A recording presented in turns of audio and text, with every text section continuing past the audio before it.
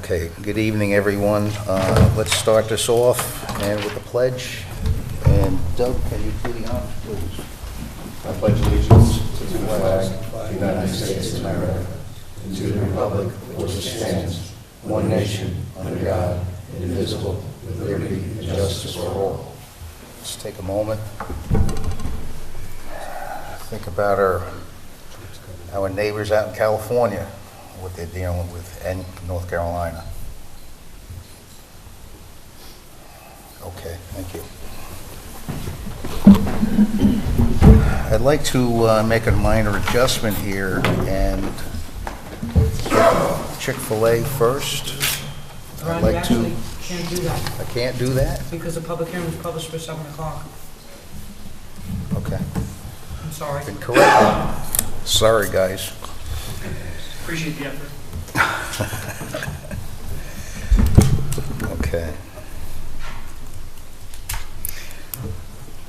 All right, at 7 o'clock or soon thereafter as possible, ZBA application ZB 24008, Town of Fishkill Planning Board.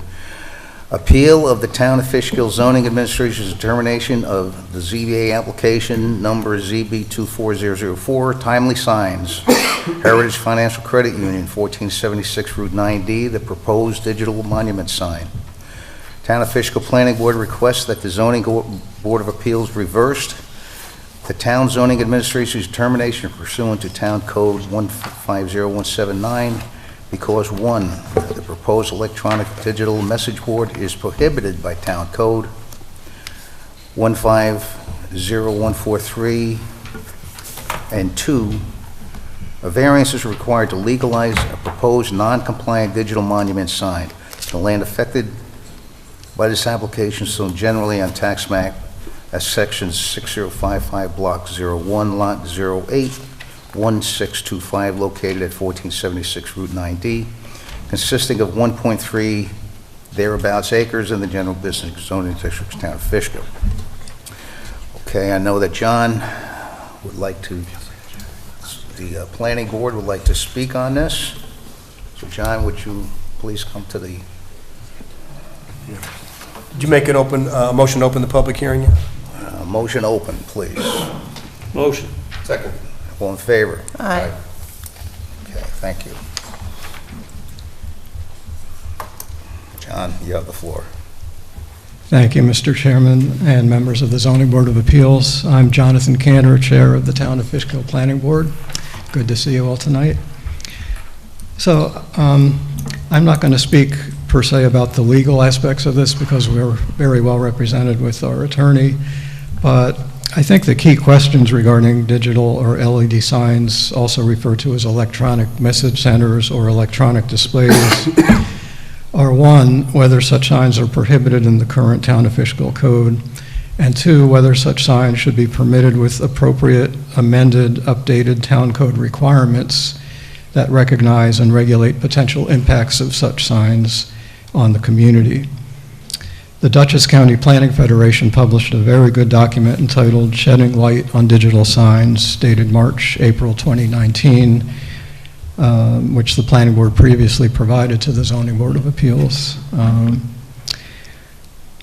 Sarah Wilson, our attorney for the Planning Board, provided an excellent legal statement in the Planning Board's application for an appeal to the zoning administrator's determination regarding the prohibition of digital or LED reader boards or signs. I'd like to briefly focus on the potential negative impacts of these kinds of signs on our community. This is why the Planning Board decided to file and then continue this appeal, basically to prevent the unintended consequences and precedent that the zoning administrator's determination could result in, which could encourage the proliferation of these signs throughout the town.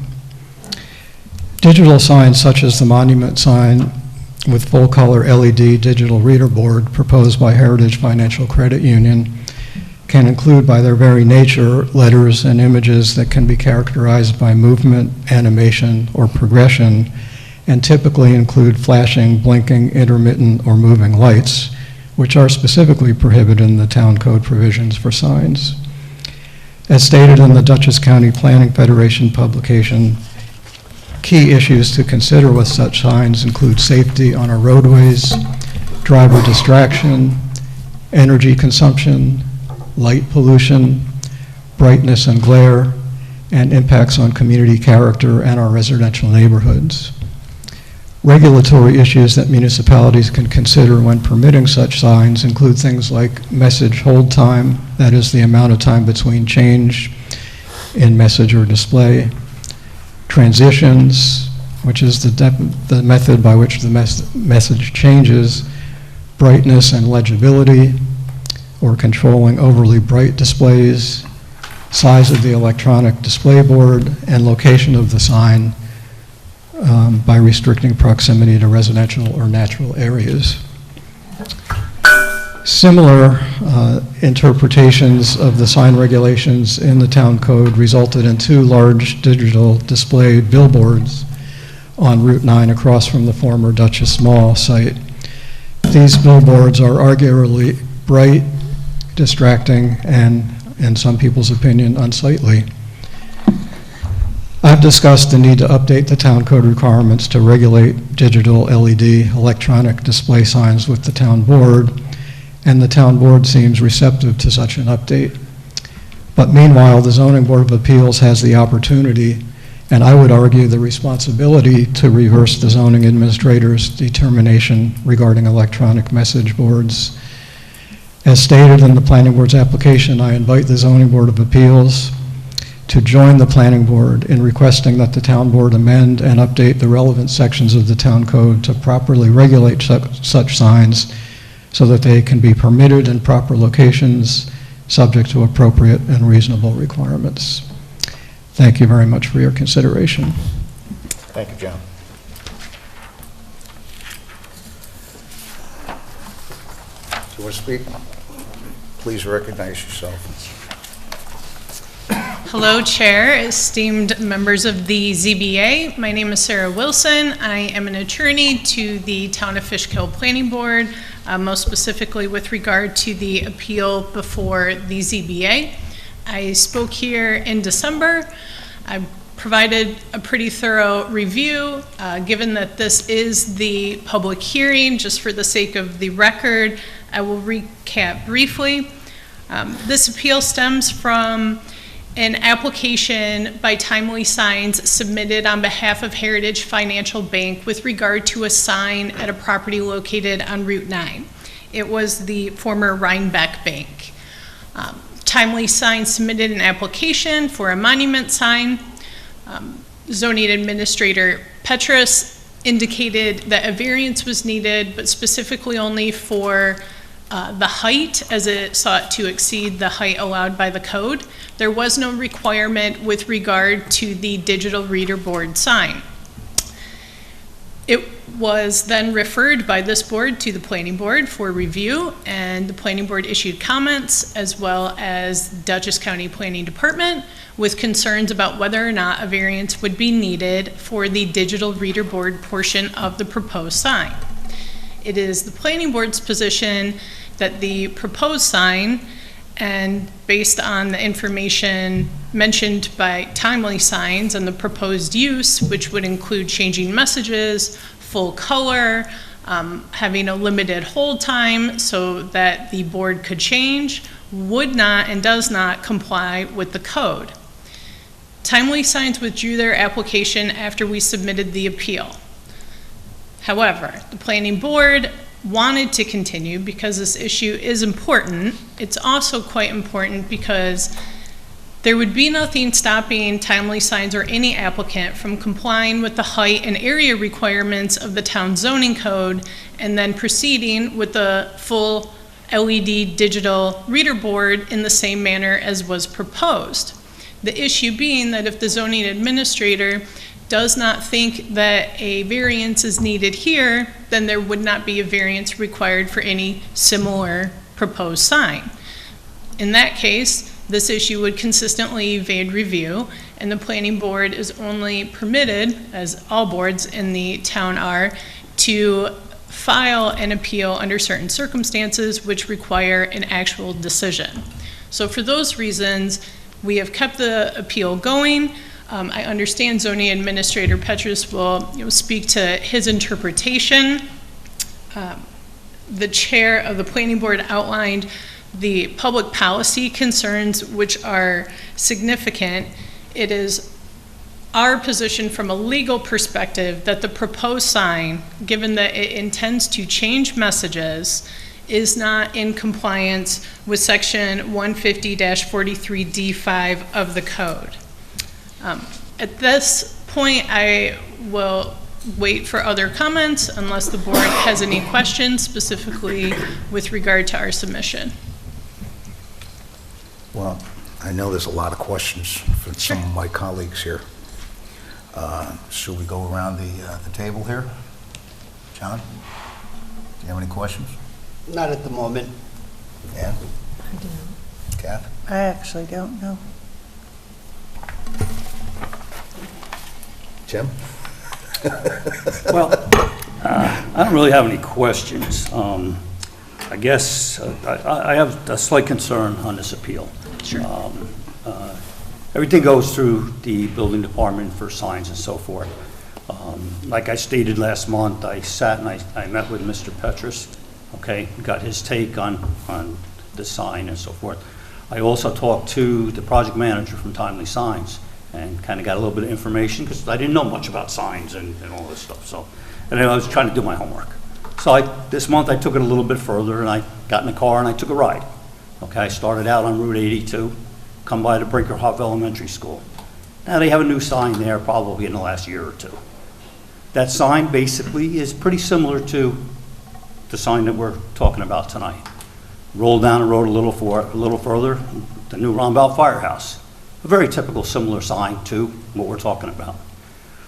Go down the road a little bit further, you have the Roundabout Firehouse in town here, same type of sign. Fishkill Rec Center, same type of sign. Okay? So I'm saying to myself, well, the building inspector has made a determination. His interpretation of how the town code is interpreted pertaining to these signs. Now, it seems to me that nobody's had a problem with all of these signs so far. Otherwise, we would have been here several times before. So why all of a sudden do we have a problem with this one? Now, just speaking as a resident of Fishkill, I think we need to be consistent in making these determinations. And I think so far, these signs are there, we've been consistent. I just don't quite understand, and I ask myself, why didn't the planning board raise a concern over Brinkerhoff, or the Roundabout sign, or the other Roundabout sign, or the Fishkill Rec Center sign? That's a question I've just asked myself. I'm not asking for an answer to that. So I think that the interpretation made by the building inspector has been consistent, and I'm one for consistency. I think if the planning board has a problem with the interpretation or with the town code, because it's not clear enough that it's subject to interpretation, that maybe it's time to go back to the town board and say, listen, you got to look at this section of the town code, because we need consistency in this town. How can we say, yes, it's okay for you, yes, it's okay for you, but no, it's not okay for you? I don't get that. Okay? That's my major concern with this appeal. May I speak on your comments? Sure. Sure. Thank you for the feedback and for doing your homework. It's much appreciated. I like it when members are involved. I think what you point out is critically important, that you've seen multiple of these digital reader board signs all over the town. And the reason being is that if none of the signs need a permit, as would remain true if the appeal is not granted, if the decision stands rather, then if the applicant meets the basic requirements in the eyes of the zoning administrator, every property could have the signs that you see at the elementary school, at the fire department. So you could have moving signs theoretically on any property, and it would just be a free-for-all. The reason that there would not have been a prior appeal is because the town code requires that an appeal be of a specific determination. If the zoning administrator at all times up to now determined, and even here, he did not determine that a permit was required, but Timely Signs sought an interpretation, and that made it subject to an appeal. Under any other circumstance, if there's no permit, there's no decision, then there's nothing to appeal. So it has to go through certain administrative processes, and essentially, like I mentioned before, it would just evade review, which is why the planning board has taken this opportunity even though the application was withdrawn. Now, as far as the review of these signs, it's not the planning board's position that they are completely prohibited. The proposed sign would be prohibited because it doesn't comply with the flashing, blinking requirement that the sign must stay motionless as required by the code. The proposal is that where there is questions about the digital review, where it proposes to change, where it's not going to be static, where it is a full LED reader board, then the proper entity to review that is the ZBA. Then you can get an area variance. But that allows the ZBA to have oversight of how many of these signs are in the community. Where are they in the community? How large are they? What is the impact? You have the 5-factor test. So it's not that there would be no review, it would just be your review. Alternatively, because you are, again, you have to go through certain processes, you would hear this appeal, and then if there's still ambiguity in the code and it can't easily be interpreted or executed or enforced by the zoning administrator, then the proper authority to change the code would be the town board. But again, that would be something that the ZBA could recommend. Could I just interrupt and ask a question? Do you think if the applicant wanted to have the reader board and applied for a variance, you think that would be an area variance or a use variance? Well, and I think that's an interesting question. And in doing my research, I do not read the code to outright prohibit all digital signs in total. It prohibits digital signs that flash, that blink, that have motion, that scroll, that read, that do all of the things that could distract, impact the character, that have that changing element. I think if a sign was just lit up with digital LED lights, I do not read the code as having that completely off the table. The distinction's important because if a digital sign is prohibited in total, and many town codes do, then that would require a use variance. As you all know, that's very challenging to get, arguably nearly impossible. But where there is some room for interpretation and some room in the code that allows LED signs, which I do think that this does, then an area variance would be appropriate. Now, Before you go. okay. I just want to say, I agree with the consistency issue, that we need to be consistent. I agree that there's probably too many already. I'm not a fan of them at all. I do find myself distracted. I'm trying to read, oh, when's that going to happen? And I'm not looking at the card. So I'm not a fan, but I also agree with consistency. And it doesn't seem fair that all these signs are up now. We're going to do a hard stop. Understood. Ron, And a town is allowed to change its laws, though, and Should we be on the town adapt board at this point. and we See, move forward. the question I have, and I agree with the consistency, I get it. The question, I have a couple of questions here. First of all, you know, if the town board rules on this and rules that these things, you know, manages these things, does that mean that the zoning administrator has to go back to all these other signs and go back to those owners, the different firehouses, the rec center, the schools and so forth, and, you know, that they have to now modify their signs to comply with town code? Well, that would come down to enforcement. And the Is that zoning possible? administrator, well, he is the code enforcement officer of the town of Fishkill, and it would be his discretion as to whether or not all of the signs would then not be in compliance with any town code in the future. Or this one, if you Or interpret are it to they be. exempt? I guess that's the question, or are they exempt? I was under the impression that I would these think they'd be signs... exempt. Wouldn't they? They'd be grandfathered in because they were done prior to the law change. It all depends on what the law, if the town board passes a new sign law, they would presumably address this issue. Yes, I And think they would. that's what it all would depend upon. And I have a follow-up question, you know. Now, the stadium also has a huge LED sign. Now, we've been told all along that the stadium is a county park and they're exempt from, however, in my opinion, and you know what they say about opinions, Heritage Bank is the leasee, the county is a landlord. Okay, they're just a landlord at this point. And Heritage Financial is a leasee of that park. Shouldn't they now be, you know, required to follow the same rules as any other, you know, establishment, you know, in the town?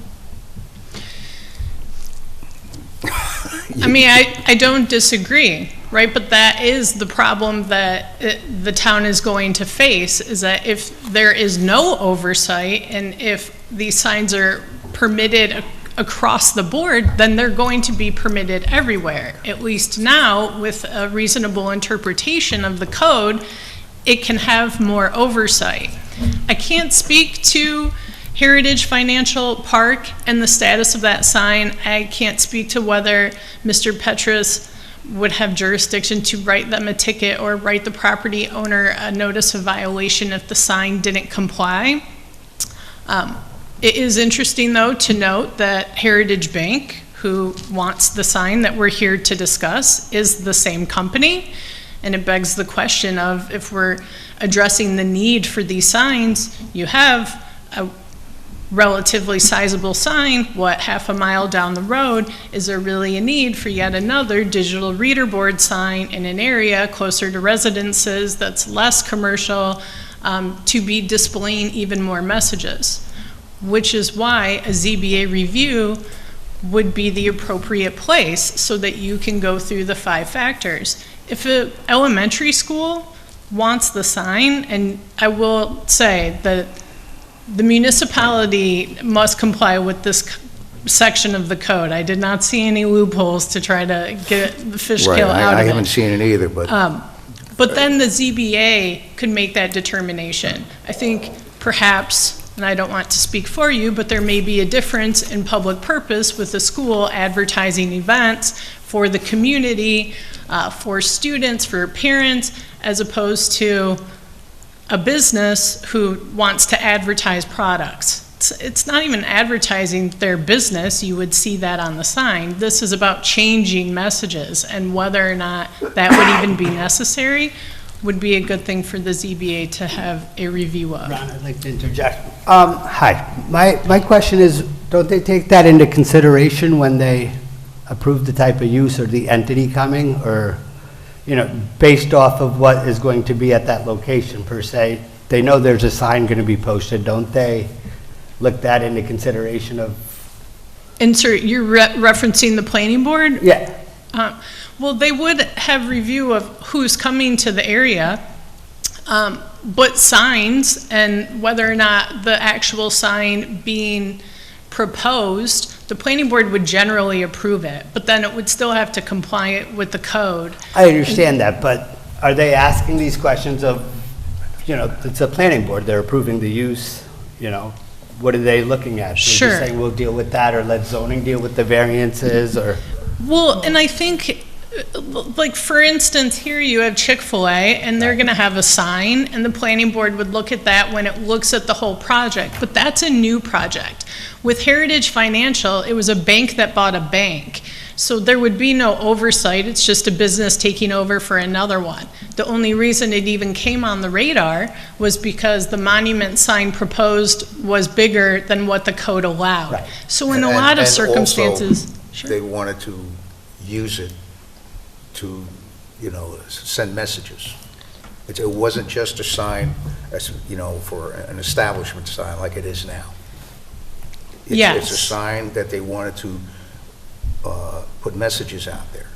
Just like And- all the and- zoning Yes. laws. It's advertising. Right, but what I do- what but I- council is saying is that it came to the board's attention and it became ripe for an appeal only because they asked for a variance for the height. If they had not asked for a height variance on the sign, Oh, agreed. nobody would have had any jurisdiction to appeal this, and that's what council was saying appeal- oh, has yes, happened the with appeal. all these other signs. Well, There's yeah. never been a moment, because they're kind of rare, not rare, but I mean, they're not, you know, it's not all over the place where you suddenly have written determinations of the zoning administrator. This came to a head because of the height variance that then gave rise to the GML, the county GML. The county Department of Planning raised this issue and said, hey, wait a second, this doesn't look, you know, aside from the height, it looks like they've got an illegal, you know, LED sign here. Take a look at that. And that's when the board requested Right. the written determination. And only in that rare instance, it's the first time it's probably ever happened. I'm sure there's no other written determination concerning this section of the law until this one. So that's what council is saying, is that Well- if you don't decide on this, that will continue to happen, because there's no discrete mechanism for this issue to be brought for review. And so on that, let me give you just a little bit of a reminder in terms of what the nature of this application is, right? Your job, generally speaking, is not to determine whether it's a good idea or a bad idea to have these types of signs. I mean, it's not only generally, specifically, it's not at all to determine that.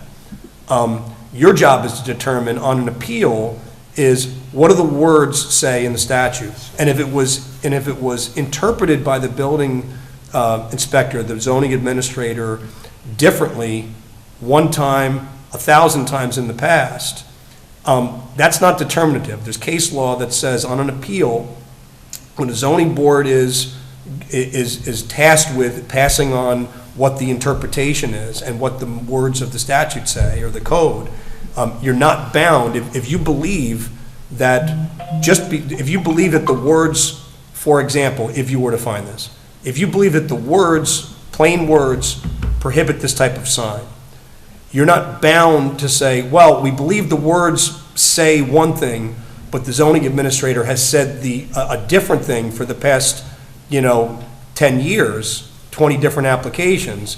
Just because that's the case, you're not bound by his prior determinations, because it's never come before you. It's his job to interpret the code, and then it's your job, only if appealed, to then pass on what you believe the meaning is. And there's case law that says, I forget the phrase, but it's, you're not bound by the mistakes of the past, right? Even if they're repeated, right? And even if, there's also case law that says, even if you as a board were to have determined it, and it comes up a couple years from now, you determine it one way, and a couple years from now, there's a new board, and the issue comes up again, if your determination, if the new board says, oh, that zoning board blew it, and the words don't say that at all, even then, there's case law that says you're not bound to make the same mistake twice, is the concept. But that's all. I don't want to say that it's irrelevant, but if there is, if there is what you believe to be a cogent reason and basis, and if some disagreement over what those words say, right? If there's ambiguity in the words, and they could really be interpreted either way, by its plain meaning, without stretching the meaning of the words and without trying to stretch it to get to a certain result. But if you look at it and you're like, you know what, it could go either way. I see what they're talking, it could be either way, then you can get into, all right, well, then what's the consistency in the past?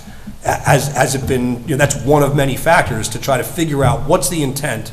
Then you can stick with that prior interpretation of an ambiguous set of words. But if the words are not ambiguous and the words are clear, you can't go outside the plain meaning of the words. You're not allowed to. Does that make sense? So, A question for you now. You said that this came up because they came in for a variance on size. okay? And Yes. that's what made this question. Right. Well, what happened with the rec center when they came in for a variance on size? Or, And putting up, there was no permit. okay, or there was another sign.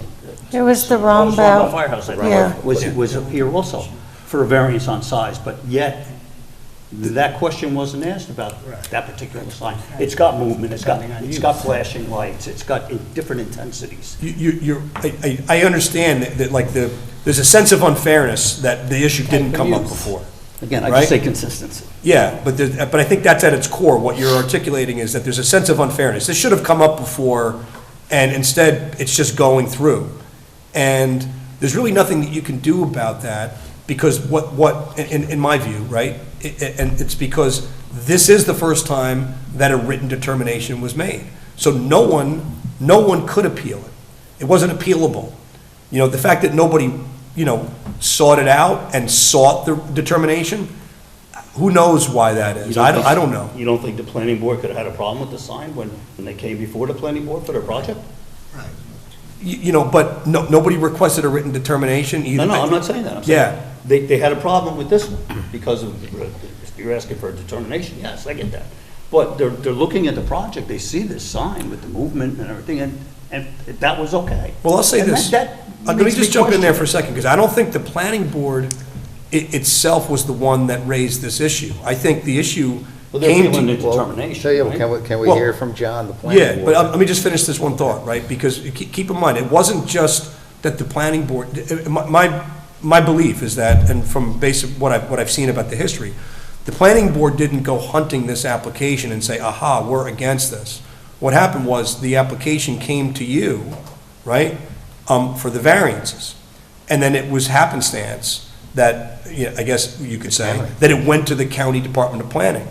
And the County Department of Planning is the one that starred the issue in its GML review letter as a matter of course. And they said, hey, you might want to take a look at this. And this board said, hey, you know what, we might want to take a look at this. Joel, would you make a determination one way or the other so we know if it's an issue?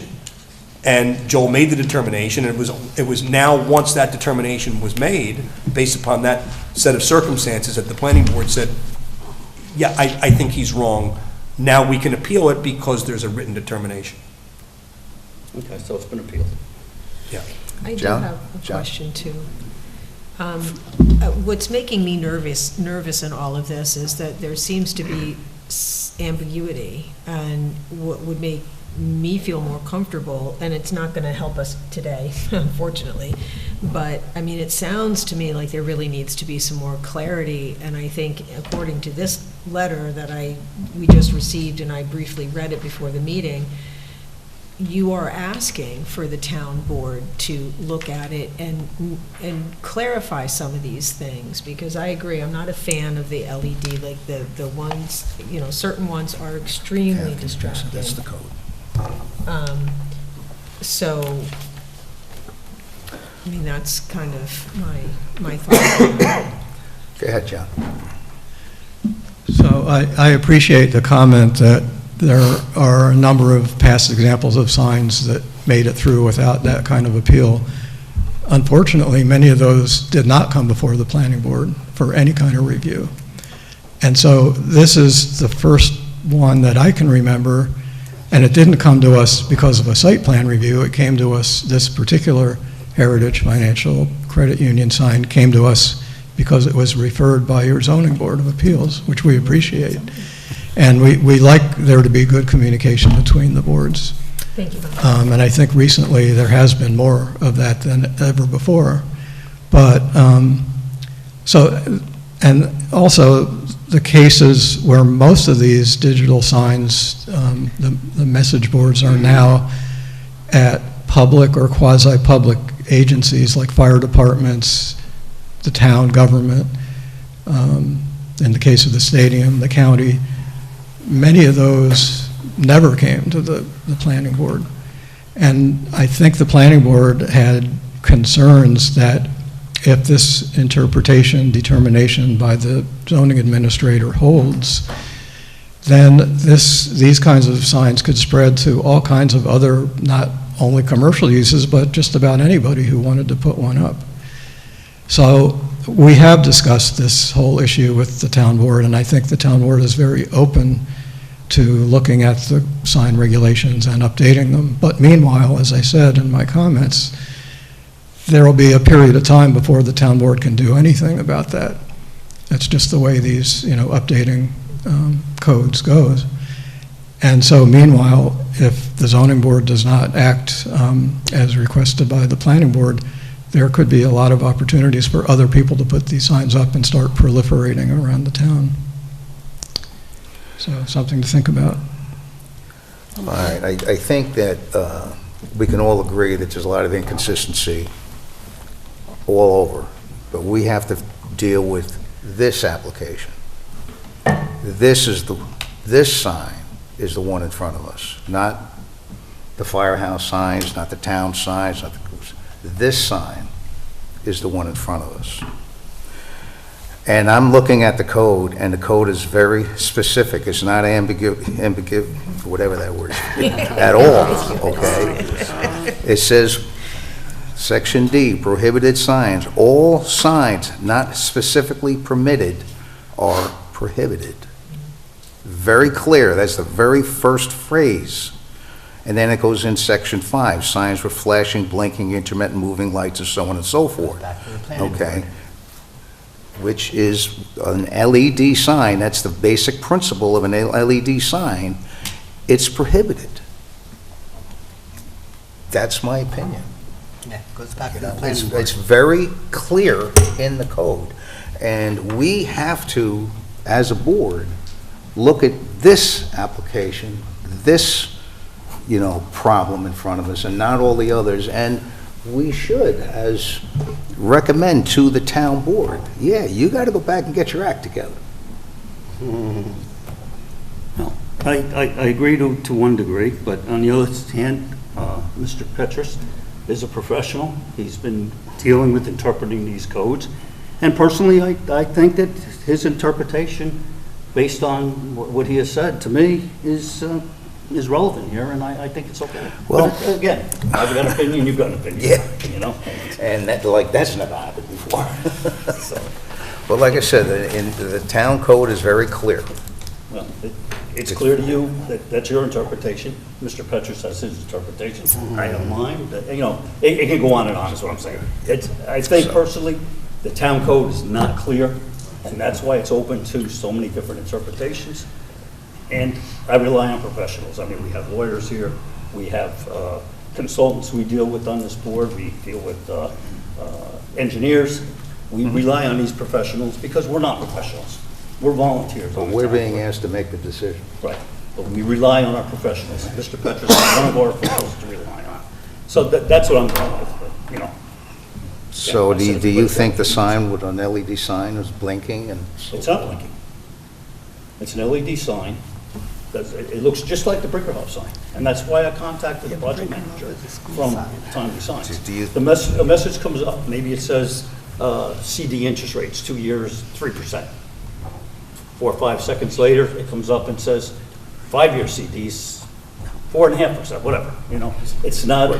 See, the whole purpose of a sign is to, this is where this establishment is. It's not about, showing what things they offer.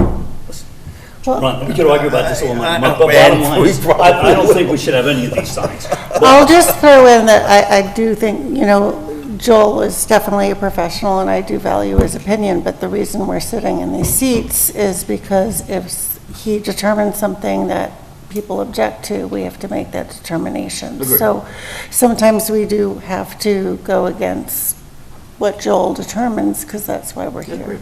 Yeah. Okay. Does anybody else have any more comments? I think everybody knows where I stand, everybody knows where Tim stands, so I'm open to. Where do we go from here, David?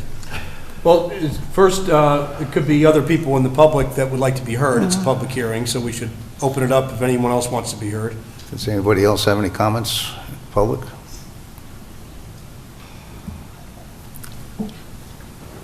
Mr. Petrus is coming to the microphone.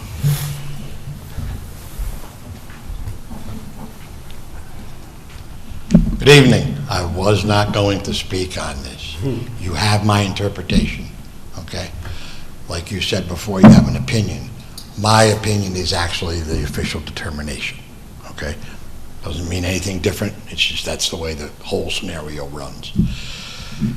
It doesn't set a precedent, just because if you do it for this one doesn't mean you have to do it for the next one. They're done case by case. If you look back to, I don't remember when it was, a couple months ago, we spoke about the firehouse sign for Johnson. They were in front of you for a variance. Nobody picked up anything about the movement of the sign, okay? Guess we missed that one there. The sign at the ballpark, that's been there forever, since the county owns it. The Brinkerhoff sign has been changed, yes, I understand. Firehouse sign you have has been changed, the firehouse signs have been changed, the town sign's been here for a long time. I personally don't like signs, okay? Just letting you know that. But when the scenario comes up for this type sign that Heritage Bank wanted, and their explanation of how they wanted to do it, that's where I got my determination from. That's it for me. Thank you. Thank you, Joel. Anybody have any questions for Joel?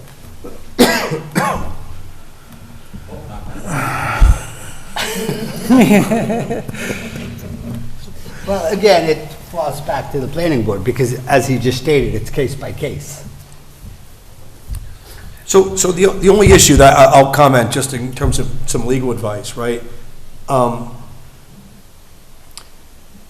would guide you to go back to the wording of the statute, of the code, because that's at the end of the day, that's your only job, right? Your only job here is what do the words say, and compare that to what they're proposing.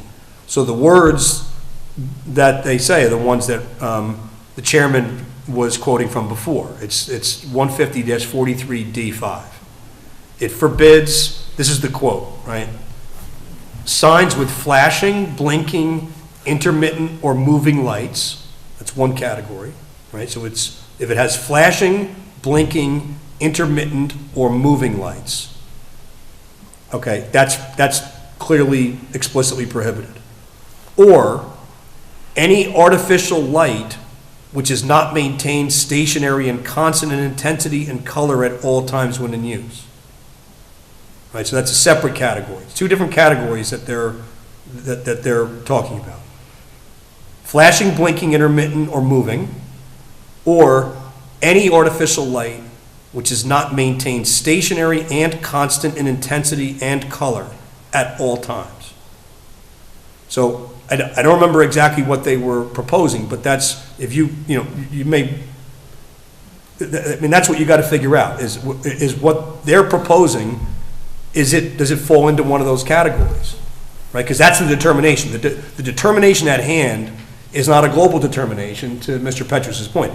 It's an appeal of his determination as to how this sign ordinance applies to this particular sign. So it's what they're proposing here. And if it's got flashing, blinking, intermittent, or moving lights, and there's no question about that, then, I think you'd have to find that you'd have to reverse the determination.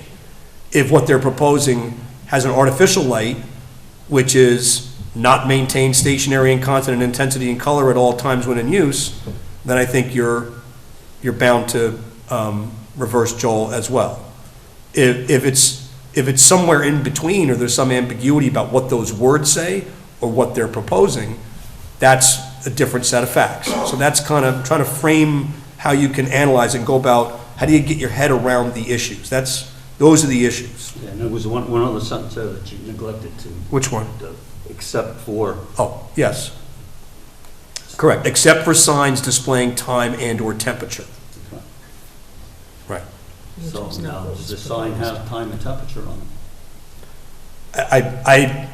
I have no idea. I don't remember what they were proposing. So do you not?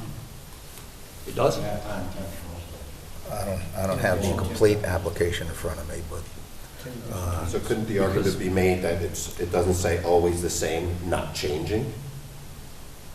Because I think, if I remember correctly, when they came up here, they were talking about it would show something, and then it would stop. It wasn't moving, it was just one light, and then it would just change after a certain amount of seconds, maybe 10 seconds, 15 seconds.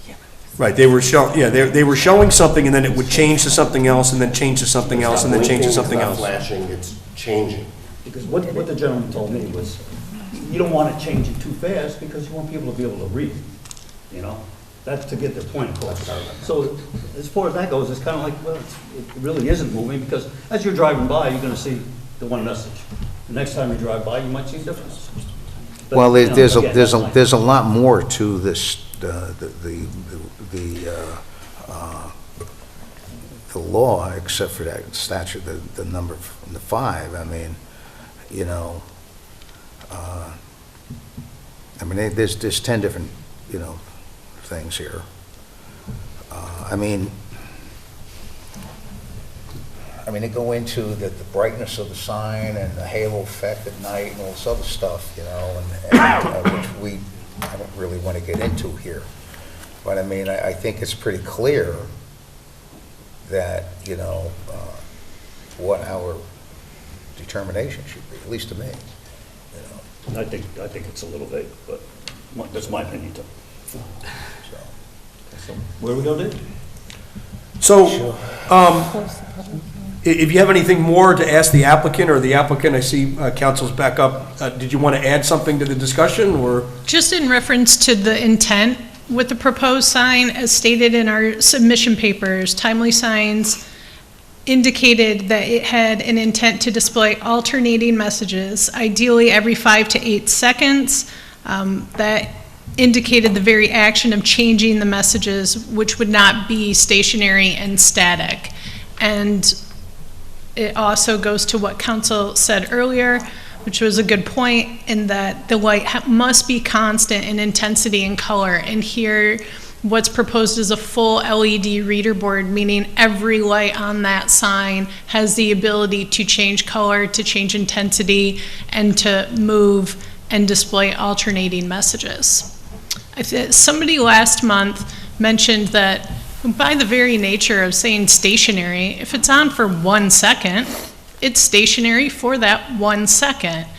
To me, that's, I think, an illogical reading of the statute and of the regulation, in that static and stationary means it's not moving, and the time and temperature is a good example, that's up. The only time it changes is when the temperature changes, but that's not the distraction that was the concern and the public policy issues that the legislators referenced with regard to the sign code. But if you have no more questions, thank you to the board for your time. Pretty well. I think we beat this to death pretty well. Well, are we ready to make a determination? So here, this is, I'll give you the procedural options going forward. There's several of them.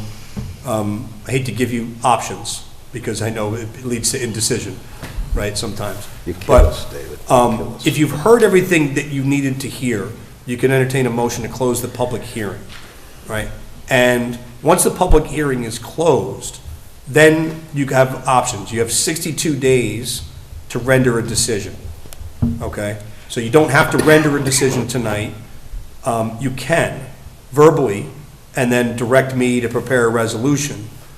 More often than not, what I suggest when it's an interpretation is not following the same procedure you usually use just with variances. Usually with variances, you all will deliberate, you know the 5 factors, you all give your views, and then you vote, and then you direct me to prepare a resolution that I prepare for the chairman to sign.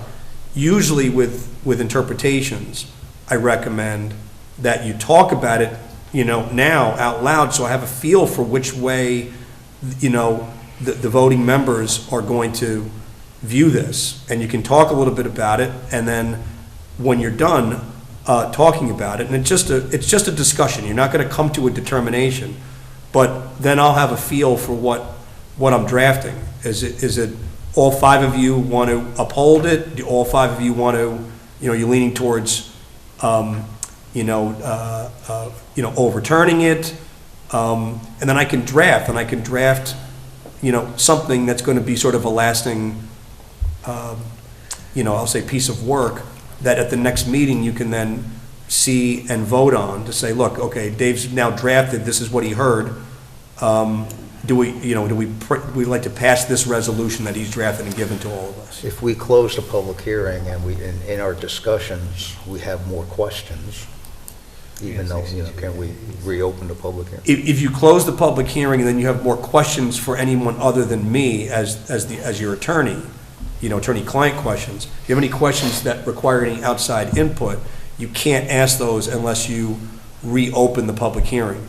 And if you close it and then people walk in and out, then you really can't be reopening it without renoticing it. So if you're going to close it, I would plan on that being closed for good, unless something extraordinary comes up.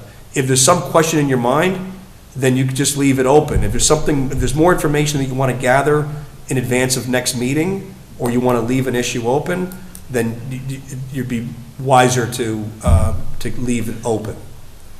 Separate, one other option that I offer to you is, I've been giving you some advice. Ordinarily, this type of advice, I don't really give, you know me, I like to give my legal advice in attorney-client sessions. I've been a little bit more open with it now.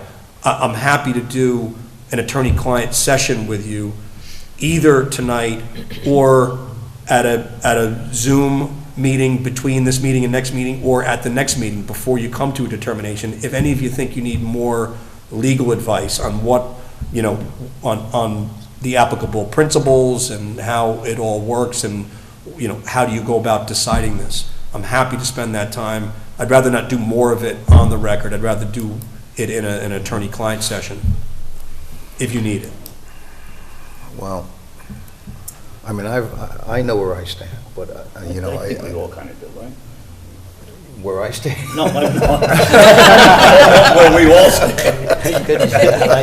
We've discussed this late to death. Yeah. So, I mean, should we close the session? Close the public hearing? I'll make a motion, close the public Close the hearing. public hearing? Second that.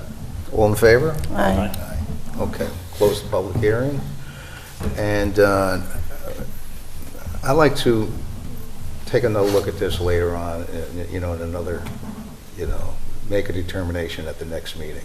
Okay. And after the CFA people, let them have the floor. If we want to discuss this further after that application is, You want an attorney-client section, is that what you're asking for? Yeah, we can do that, or Zoom. We'll make that determination after we hear the CFA people. Okay.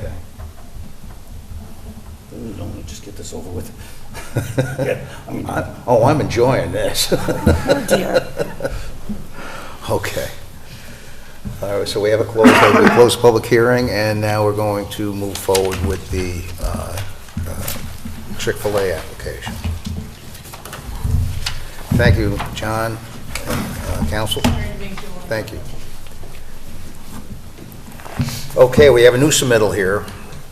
ZBA application ZB 25001, first one for this year. Chick-fil-A Incorporated, 18 Wested Drive. The applicant is requesting the following area variances for the construction of an approximately 5,200 square foot Chick-fil-A restaurant with an accessory drive-through and related landscaping, lighting, and infrastructure on the northern eastern corner of the project site fronting US 9 and West Merritt Boulevard. Should I go through all these variance requests? A 72.4 foot front yard setback where 125 foot is the minimum required setback for the PSC zoning district. Said variance will result in a 51.6 front yard setback. A 33.8 front yard setback when 100 foot is the minimum required from the PSC zoning district. Said variance will result in a 66.2 foot front yard setback. An impervious surface of 13.8%, where 70% is the maximum allowed in the PSC zoning district. Said variances will result in a 79.7 impervious surface. Said request in violation of Town Code Section 150-72B4. Boundary setback of 90.4 feet for a drive-in facility where no access is permitted in required yard areas of 100 foot from the front line. Said variance will result in 9.6 front line, in a 9.6 front line to US Route 9. Said request in violation of Town Code Section 15072B4. 196.56 square foot sign variance. You guys aren't going to ask for LED signs, right? No. Where 40 square foot is the maximum allowed in the PSC zoning district. Said variance will result in the 211.55 square foot total signage. Said request is in violation of Town Code Section 150-43G2 and 15043G2D1. A variance of one monument sign where one monument sign is the maximum allowed. Said variance will result in two monument signs. Said request in violation of Town Code Section 150+43G2B. A variance of four primary signs where one primary is the maximum allowed. Said variance will result in five primary signs. Said request in violation of Town Code Section 159-43G2D1. A variance of one freestanding sign where zero freestanding signs are permitted. Said variance will result in one freestanding sign.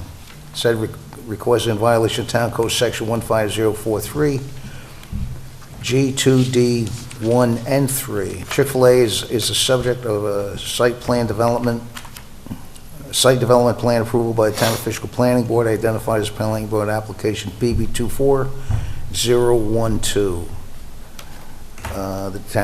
The board will consider accepting the application, referring it to the Dutchess County Planning Development and the New York State Transportation, DOT, and the Vermont Fire Department, and the Town of Fishkill Planning Board for their review and comment.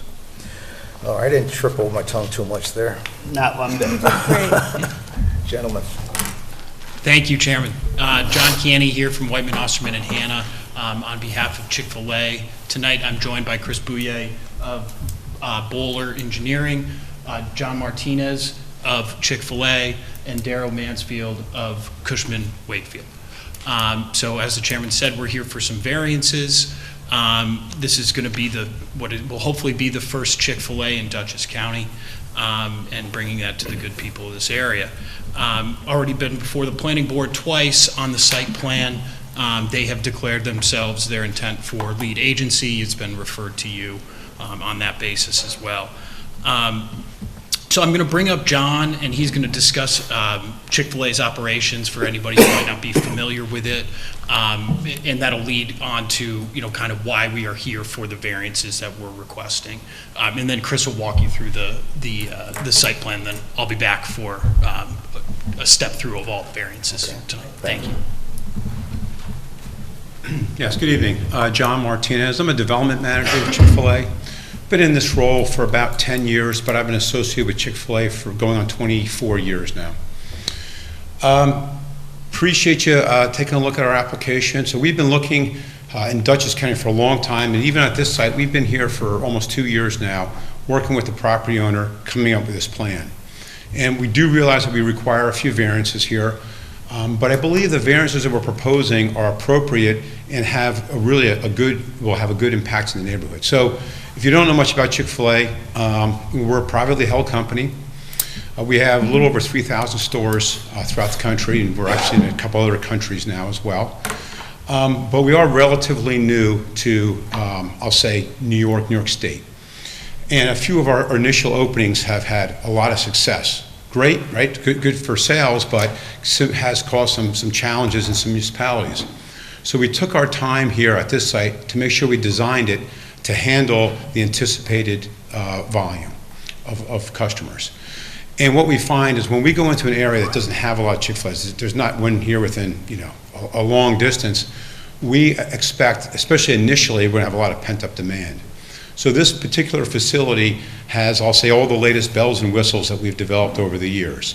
Things like dual lane order fulfillment. So what you'll notice on the site plan, if you're looking at the screen, when you enter the site, you can choose one of two drive-through lanes, and that's not uncommon at some fast food restaurants. However, when you place your order, you never merge and go to a pickup window. You stay in two separate lanes, and it comes around. We have removed the pickup window, your typical pickup window, and we put in a drive-through door, and that allows us to have our team members actually serve cars in both lanes. A huge improvement on customer service and speed of service through the facilities. And that's what we're doing here. But in doing so, it does kind of require some unique challenges on the site. And specifically, the variances that we're looking at, the setback variances, really relate to the side towards the side street, West Merritt Boulevard, and the canopy that we're proposing. So there's a canopy that's over the static ordering spots, and that allows meal taking in all kinds of weather. Today is a good example, cold weather. So we'll actually have heaters underneath there, but part of our speed of service is we actually have team members out there with iPads that will take that, when it gets busy, will take orders. It's a really nice customer experience, and it also helps get the orders into the kitchen faster. It allows us more time to prepare the food, and so when the folks drive around, the food's waiting for them. So those types of things, I think, are really beneficial to the operation, to the community, but it does require some of those variances that John had indicated. Also related to this is, as you'll notice, we kind of are in the middle of a parking lot. We have access on all four sides.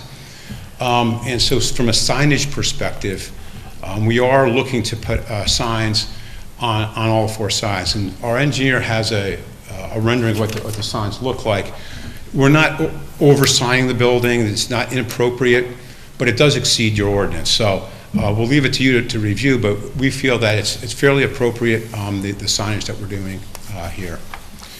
So with that, I won't, unless you want a lot more detail, I just wanted to give a quick overview. Any questions, happy to answer them. Thank you, John. Thank you.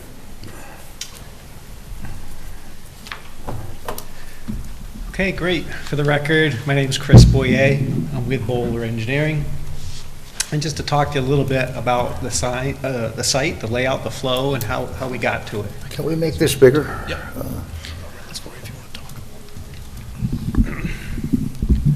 So, as John was saying, That helps.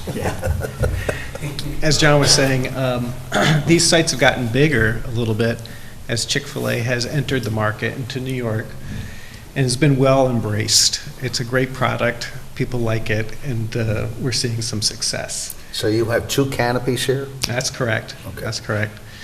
And so with that success, we've got bigger sites. And so this site, and compared to the other 7 or 8 that we have across upstate New York, is bigger. This is from learning that we're doing. So in doing this, it was a lot of work, and it took 2 years to get to this part, even though you're just seeing it now. So this is an exciting project because it's a redevelopment. You know, this is a paved, underutilized parking lot that's out there today. Plus, it's the actual former Boston market that's there. So if you have an idea of how that site is laid out today, you drive in, and Boston market would be on the right-hand side. It's not a big enough site as it was just to put a Chick-fil-A there. So we had to make a substantial investment, which is we're excited about, in that we're taking down the Boston market, and we're actually having to relocate the road that goes out to the side street. So anybody that's been there, gone to Walmart or gone to the mobile station that's there, you know sometimes the traffic stacks there, and sometimes it's tough to turn in. This project is big enough where we're going to solve that. We're actually going to make it better. We're actually moving that entrance road to the plaza, the shopping plaza. So it's a tremendous benefit to the community and to the plaza, and it also allows us to have a bigger site at the corner. So it's a real win-win all around. From a utility standpoint, from fire services and water, sewer. Again, it was a Boston market. We're going to keep it into the same vein of a restaurant that's there. But we're making substantial improvements, and it's a significant investment and that we're excited about that's here. So with that, we know that we're going to have, well, we don't know, but we hope we're going to have as a successful business here as we have in some of the other openings that are there. So one of the things that we know is that a lot of our business goes through the drive-through. So when we're looking at this drive-through, you'll see that you will enter from the top of the page that you see, that relocated driveway that we just talked about. It's further back from the signalized intersection to provide more stacking. That's our main entrance. So you actually enter and you're going to drive behind the new Chick-fil-A building. So instead of driving in front of Boston Market, you're actually going to drive behind the Chick-fil-A building, and you're going to circle the building to get into the drive-through. And if you see the darker gray shading area, it kind of looks like a sideways C that's there on the page. That's all concrete, and it's all drive-through. So I hate to say this with such certainty, but I'm just thinking in my mind of Fishkill and the other things that we've done in the area. I don't think you're going to find a longer drive-through for any service in this community. And when you just see how long that drive-through is, where the gray dark hatch starts, right up near the intersection where the signal is, you're going all the way down, and then you're going to see a darker gray spot. That's a canopy.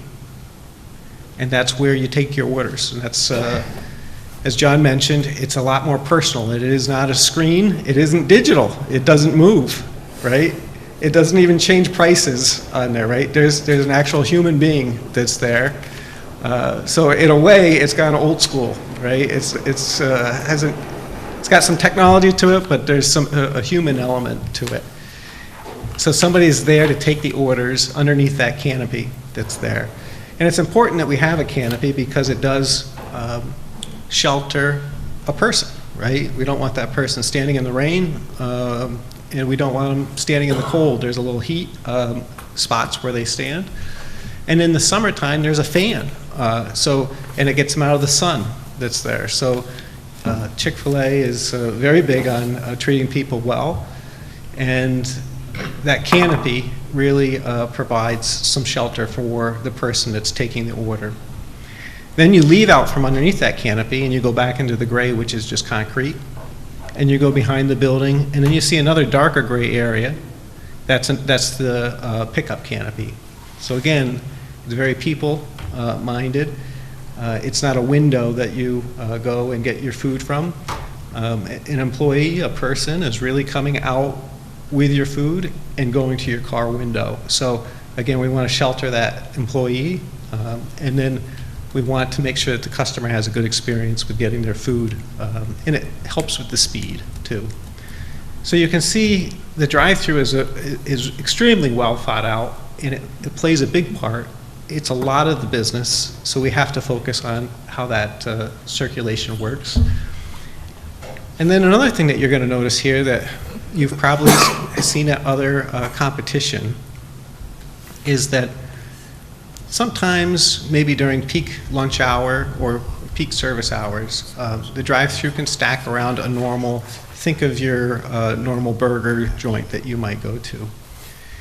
And if it stacks too much and you want to leave and you're parked, sometimes you can't back your car out because there's a car stacked right there. And that's just kind of how the industry has worked for many years. You've got this drive-through that goes around. In this particular case, we've bought more land. I shouldn't say we bought. This is a lease that's here, but we're making the pad site bigger. We're going through a tremendous amount of effort to make the site a little bigger than it is today, so that we can accommodate this layout. It would be easy for us to try to just fit into the other one, but we know that we're going to have success, and we're looking forward to it. So by making the site bigger than it is today, making the investment to move that road, it's hundreds of thousands of dollars here. This is not cheap. The benefit that we get is at no point will a customer who's parked in the parking lot have that issue where the drive-through is queued up and they can't back out of a space.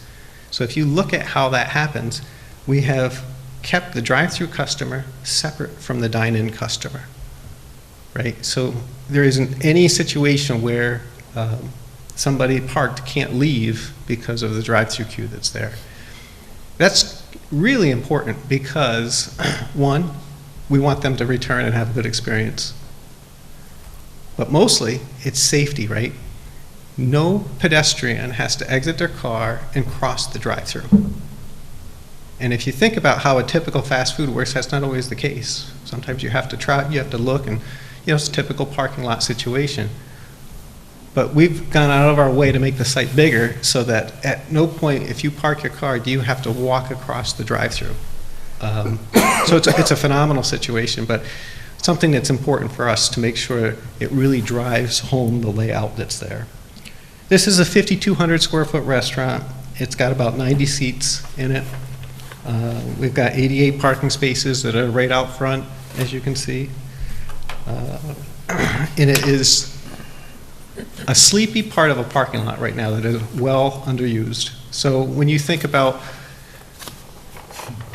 going down the road and taking down a green site and making, a brand new Chick-fil-A there versus activating something that's pretty much underused that's there. Yes, the Christmas tree person may have to relocate, or yes, the temporary business every once in a while that is operated there may go someplace else. But this is a great facility. It's also going to solve that traffic concern that's there. It's a phenomenal, it takes somebody like Chick-fil-A with a project like this to come in and make those improvements to the community. So it is exciting. I'm able to answer any questions that you may have about the general site, the flow, how it works.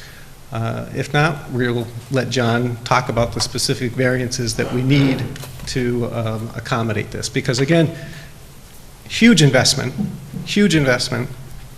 having proper signage, having the variances, having the canopies the way they are, is necessary to support this. It's kind of, if we're going to go in and we're going to relocate that road and spend hundreds of thousands of dollars to make it work, let's have the Cadillac, and let's make sure that we go in front of all the boards that we need to have a discussion with them, make sure everybody understands the size of the investment, what we're trying to do, how it's different, with the elements of a human being out doing the ordering and giving the food is way different than anybody else that's out there. And we want it to be a success as a team. So, any other questions on the site? And I'd just like to quickly jump in and just remind the board, obviously, there's an awful lot going on with this application, and it might be very tempting to just jump in with both feet and dig into the planning and the issues. But remember, tonight is not the public hearing. Tonight is just get a feel for what they're applying for. Is the application complete? And if so, a motion to accept and to refer. I'd still like to hear what, understand. No, understood. I just mean, we could easily get into a 2-hour discussion with them about all the planning issues that they've raised, but that's not typically for tonight. I just wanted to proactively get out ahead of that today, okay? One quick question. Variance 1 and variance 2, it talks about a front yard setback and a front yard setback. Where's the front? Yeah. So that kind of leads me to where I really kind of wanted to jump off when I got back to you guys, is that this project, you, Chairman, thankfully read through the whole list. I won't bore you with it again of the variances, but there really aren't as many as it looks like when you list them out one by one. Because the reason is because the code reads that you need a setback not only from the center line, but from the lot line. So it's really just one line. It's just one setback that's moved, but because you have to be set back from both a certain distance from the center line and from the lot line, that's why that represents as 2. Okay, so which is the front? Because we're a corner of a lot, it's the setback from West Merritt Boulevard for the front yard setback variance. Okay, and then so there's those 2 there for that lot line, for that setback area. There is also the drive-through entrance location setback. Again, 2 setbacks because you have to be setback A from the center line and B from the lot line. And that is off of the Route 9 and the Route 9 setback, what would be in most people's mind the front setback, the major street that we're on here. And so there is 2 there. Additionally, what I put in our application as part of the drive-through variances is the impervious surface variance request. Code requires 70%. We're requesting a variance to 79.7. Currently on the site, it's at 77. So it's from as is, it's a very small request for that variance. So I'm going to walk you through, as I did in the written materials, the variances segregating drive-through variances versus sign variances. All right, so the drive-through variances, generally the justification is kind of everything Chris and John laid out here, is that the uniqueness of Chick-fil-A's operation and how they've used it in other locations and designed this site based on the information that they have on hand. Additionally, it's for the safety reasons, protecting not only people walking to this site from the parking lot, but people walking within this general plaza of which we are a part. The third part is, and something that'll kind of be coming up throughout the rest of this presentation, is the characterization of this project within the PSC, the Planned Shopping Center Zone, as a retail plaza. That really changes everything when it comes to this site, especially for the sign perspective. But additionally, the setbacks are strange because you have a setback from a lot line that is actually past the center line. So getting to your point, it kind of reads weird that we're closer to the center line than we are to the actual lot line, and that's because West Merritt Boulevard is a private road. It's not dedicated to the town. So going through the 5 criteria with respect to area variances and the variances relative to the drive-through, whether this presents an undesirable change to the character of the neighborhood. And the short answer there is no, it does not.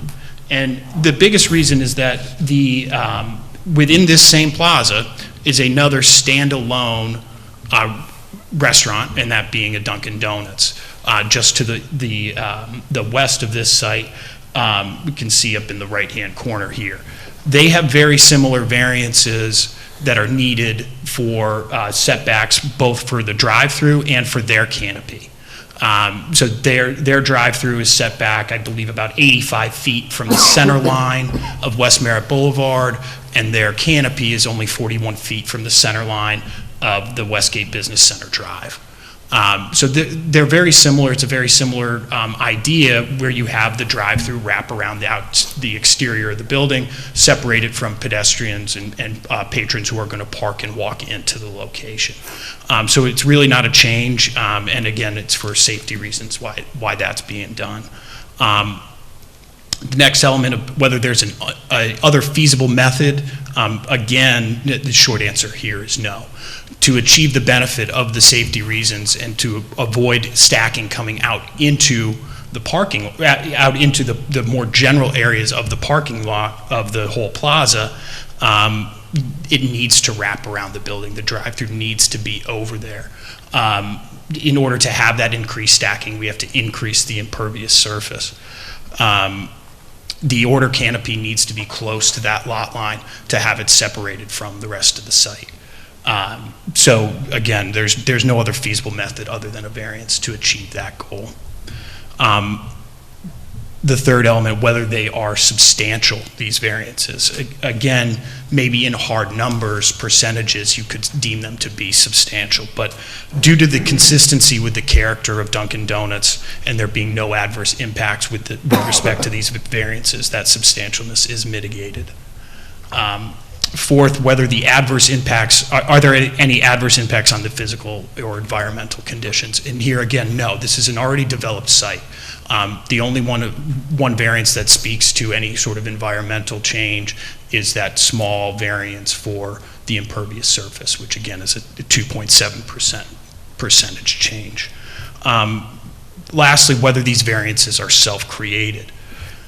Because the drive-through and the associated canopy are a critical part, as John and Chris explained, of the operations of a Chick-fil-A, and the unique characterization and the physical constraints of this site, These are not things that were of Chick-fil-A's making. That's how this site laid out, and so they are therefore deemed not to be self-created. So let's talk now about the signage. I imagine you all had a chance to see the sign packet, but generally, as we're generally speaking about it, there's going to be proposed to be a total of 5 signs. One monument sign that's going to be on the corner, closer to Route 9 than it is to West Merritt Boulevard, and then 4 wall signs, one on each side of the building. Again, this is where the retail plaza element comes in. So there's a provision in the code that says any development like this that has more than 4 establishments is deemed to be a retail plaza, and that really shrinks down the number of signage that you are permitted. Now, a retail plaza is really, I think the intent of that would be for a mall, right, or a shopping center, a strip mall, maybe something along those lines, where you have one point of entry for each establishment. So therefore, you only need one wall sign.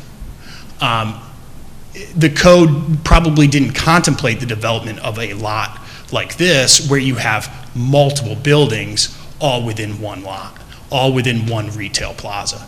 So there is more need in this location to direct people from various points, both on-site and off-site, to your location, for safety reasons, to make sure people are following the preferred methods of entry onto the site. So what you'll see as you go through the application is that this is very much akin to the Chipotle and the Five Guys that's on the southern portion of this site. That they're down here in the bottom right corner, the southeast corner. That's a building that houses both of those establishments. Each of those establishments has 3 wall signs each. So a total of 6 wall signs on one building already within this plaza.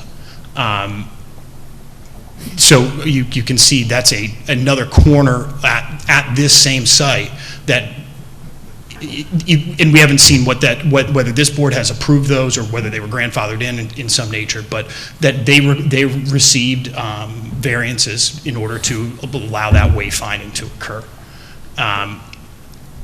So really what that all comes down to is that this project really should be evaluated more as a standalone building. A standalone building in this zone, a standalone establishment in this zone would be permitted 2 wall signs and a freestanding sign.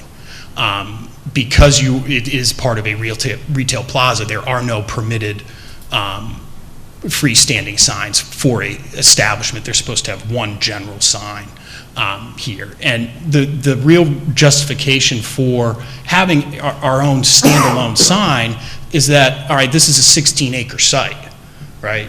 The standalone sign is about 85 feet, right about here with the cursor, from that Chipotle and the Five Guys. It's a significant distance from this site. So anybody driving by this site would not be able to see the monument sign, and especially if you're coming from the north, until you're well past the site. You're then having to turn onto the southern portion of the retail plaza and drive all the way through to get back to Chick-fil-A. It creates a safety hazard. It creates improper and uncertain traffic movements. And so having a freestanding sign up at the corner can definitely help to mitigate that. So again, we'll walk you through the five elements here. Whether there's an undesirable change in the neighborhood, no, it's consistent with that Chipotle and Five Guys. They received similar variances, three signs per establishment, 6 total on that building, and they're only 85 feet from the wayfinding sign, the standalone sign for the plaza. Whether there's another means to achieve this benefit, a sign's a sign. You need, if you want more signage, you got to get a variance. You can't do it any other way. Whether there's a substantial change to any of the characteristics on the site, no, there's nothing. The Chipotle and the Five Guys are similar, and although these signs are are substantial when you look at the percentage. Again, that percentage is greatly reduced when you really truly evaluate this as a standalone establishment, rather than considering it as part of a retail plaza. Physical adverse impacts, no, there are none. It's going to be code compliant lighting, no flashing signs, no scrolling signs or anything of that nature. And whether these were self-created hardships, no, they were not. This was due to the retail center designation, the failure of the code to contemplate a standalone building created the need for these, in addition for the need to have wayfinding on-site and off-site for this project. So happy to field any questions with respect to those, and if we want to walk through any of the presentation materials. I don't want to get too far into it at this point. Sure. You know, and I'm certain the county is going to review this. And what I'd like to do is take a vote on accepting the application and postpone public hearing until we hear back from the county and the planning board. Okay. That's what I'd like to do. Well, you wouldn't schedule a public, I'm not going to speak here, but you wouldn't schedule a public hearing. We'll not schedule a public hearing until we hear back. That's right. So, Yeah, so I mean, you can vote to accept the application and to make the referrals. You can take a motion for that. The applicant is, I presume, is still, are you next on at the planning board at an upcoming meeting? Yes. Right, so, and we could have it on an agenda for next month, or, you know, and just have it not for a hearing, but for a status on where are we on GML referrals, where are they in terms of the planning board? Right. And then maybe next month, it'd be appropriate to then vote to schedule the public hearing. does that sound good? Sure. And all of this has been referred out by the planning board on a GML basis. It's the same application. Not the signage. We submitted it as part of the packet, so they should have received it. Yeah, but the county has to get a separate referral from the ZBA on the signage. Okay. Yeah. Because there wasn't an official application to the ZBA yet at that time. Okay. Right, yeah, it always is going to require a separate one, even if the same issues are there, but the variance application is what the county will be reviewing. So, yeah. Okay. So do I have a motion to? I'd like to make a motion to accept the application. Okay, do I have a second? Second. All in favor? Aye. Okay, thank you, sir. Thank you all very much. And you'll be See you here- next month. We'll see you next month, okay. All right, so do we want to beat the sign thing? Do we want to go into a public, to a private session? Or do you want to just wait till next month? You want to have a Zoom, you know, mull this over, think about this, and have a Zoom session with David? I think you have that at the next meeting. Decide at the next meeting, or have We have an executive session at the next meeting. executive session at the next meeting? They're trying to get everybody on Zoom call. I agree with you. Yeah. It's very tough for me. Really. All right, we'll do that, agreed. Okay, so, Motion to adjourn? motion, second. All in favor? Aye. All right, that's my favorite motion. All right.